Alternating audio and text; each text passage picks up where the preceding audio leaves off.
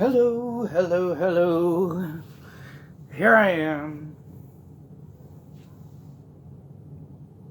about to provide you with another excellent rock and roll show. But before we get started, we have a pretty good list of rock and rollers and that we need to honor tonight.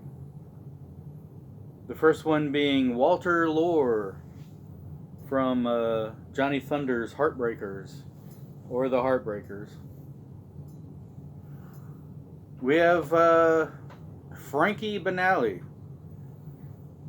who was the drummer for the very first metal band to ever get a platinum record, Quiet Riot.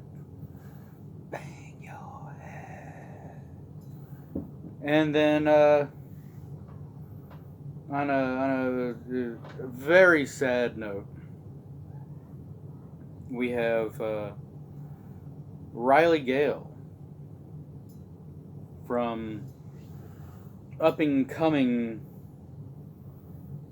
heavy metal icons, Power Trip, knocking on the door to Lamb of God and Slipknot, bands of that nature. I'd really like to know what happened there. It's always sad when a young one goes.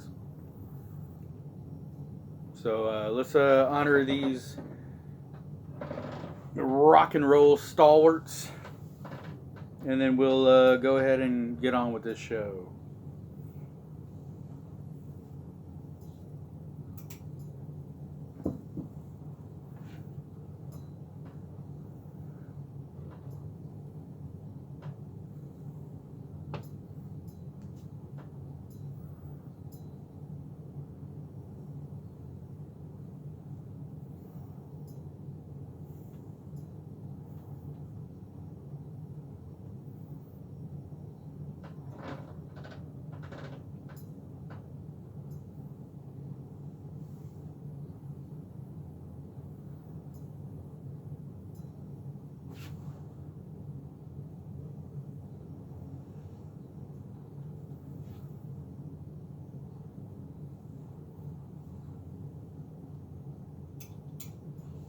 Okay. So, I know this is way too soon to say this, but for all of you people out there who are 10, 20 years younger than me, Riley Gale, his demise, it has parallels to when I was 17, 18, 19 years old, to Paul Bailoff from Exodus. And when he died, we all thought Exodus was over. We thought, oh, no more Bonded by Blood, that's over. And then a few years later, they came out with Fabulous Disaster, which was Exodus's, in my opinion, greatest record. I'm not saying anything against Riley, but Power Trip is a band who worships at the altar of the mighty riff. They could find another singer. Is he going to be as good? Who knows? It's a 50-50 toss-up. But just to let you know, I'm like I said, I see parallels between this band and Exodus when it comes to this. So speaking of dead rock stars, let's talk about one. Let's talk about one of my favorite heavy metal rock stars of all time, Dio. Dio was born in Portsmouth, New Hampshire. He was raised in Cortland, New York, and he was made in LA. Dio, he gets his start with a band called Elf, which honestly I've never really I'm not a big fan. I like them. The best thing about him is Dio. He goes on to be in Rainbow, which is an amazing band, and eventually it'd be called Ritchie Blackmore's Rainbow after Dio leaves. He would go on from there to take Ozzy's place in Black Sabbath, and then from there he would put out solo records. You are not a true metalhead or aficionado of traditional metal if you do not own the first 4 solo Dio records. This Sacred Heart is probably the first Dio record I ever bought, and along with probably Cinderella's Night Songs, probably the first 2 heavy metal records I ever bought.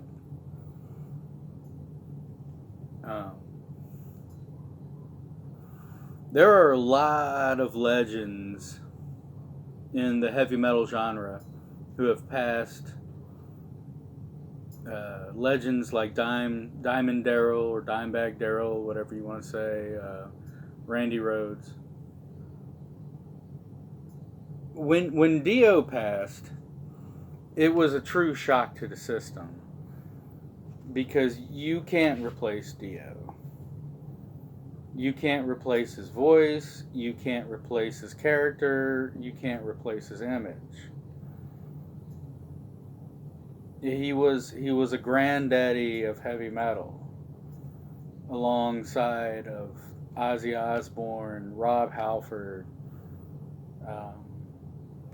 Iron Maiden.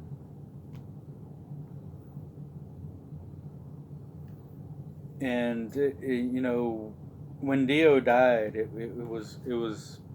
it's a lot like Elvis or John Lennon or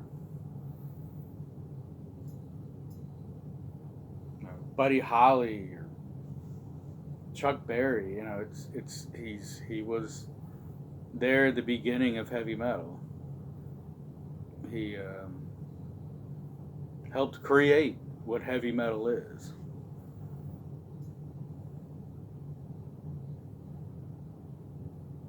So it was a very big shock to the system. But he was up there. I mean, he had to have been in his 60s, maybe 70s. I don't know. No, at least he wasn't. At least he wasn't young. Dio. There was a time when Van Halen lost their singer, David Lee Roth. And Dio was the very first choice of Van Halen to replace David Lee Roth.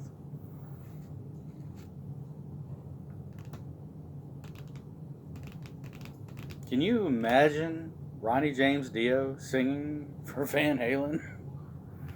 I mean, can you imagine him singing Panama or Jump or a song like that? I mean, Running with the Devil is probably the closest thing Van Halen ever did that might sound like a Dio song. But Dio, being the gentleman that he is, politely declined the offer. He was humbled, he was honored, but he knew that he would have no creative license in the Van Halen. He like I said, he was honored. He loved the fact that Van Halen loved his voice, but at the same time, he was like, I sing songs about dragons and dreams and rainbows and diamonds and swords and whatever. That's a kind of a funny little fact. So, let's go ahead and listen to some Dio. I'm looking forward to this because I haven't listened to this in a while. Oh, and imagine a 13, 14-year-old boy buying a Dio record and flipping it over. And then you look at the logo and it says DEVIL.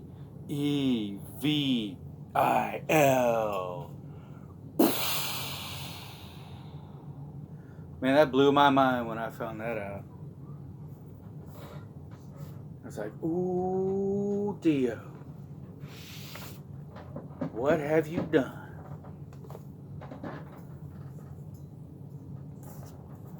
When it comes to the album Sacred Heart, the big hit song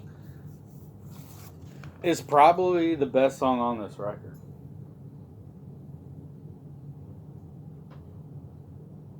And that's the song we're going to play. And it's a little ditty known as Rock and Roll Children.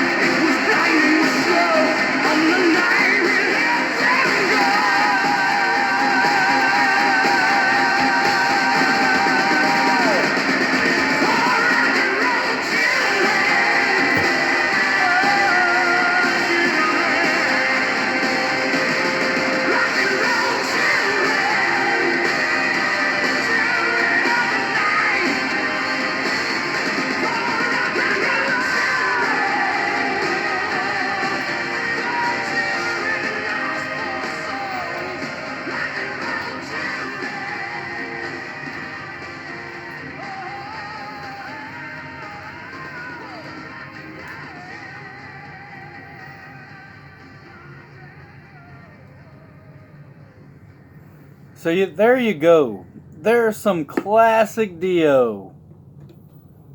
Did you see what I did there?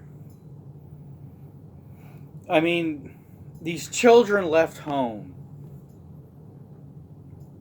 And they got into the world, and it was a hard, hard world. And they found each other. And then it started raining on top of them in this hard, real world. But they had each other. And they had rock and roll. Thank you, and I will see you next week.